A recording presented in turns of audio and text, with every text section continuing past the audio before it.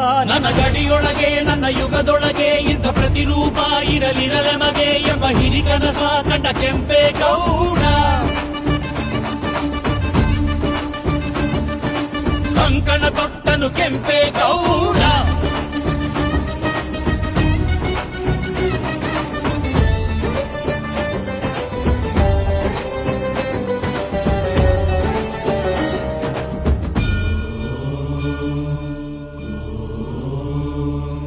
ಕನಸಲ್ಲಿ ಬಂದಳು ತಾಯಿ ದೇವಿ ಅಣ್ಣಮ್ಮ ತಾಯಿ ಜಗನ್ಮಾಯಿ.